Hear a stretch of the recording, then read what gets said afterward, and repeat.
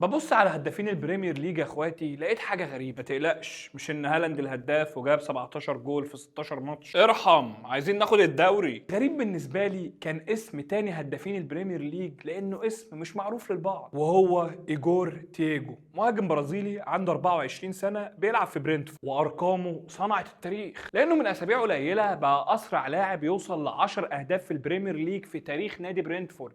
كمان حصد جايزة أفضل لاعب في شهر نوفمبر من الدوري الإنجليزي، وبقى أول لاعب في تاريخ برينتفورد يحقق الجايزة دي، وده بعد ما سجل 5 أهداف في 4 ماتشات بمعدل هدف كل 72 دقيقة. الأغرب بقى إن أعلى لاعب برازيلي في تاريخ البريمير ليج سجل في موسم واحد كان فيرمينيو ب 15 هدف. النهارده إيجور وصل ل 11 هدف وإحنا لسه في شهر ديسمبر، يعني بنسبة كبيرة هيحطم الرقم ده. فهل أنت شايف إن هو لعيب جامد وهيكمل ولا مجرد طفرة؟ وخصوصا انه مسجل 5 ركلات جزاء من ال 11 هدف اللي سجلهم لحد الان.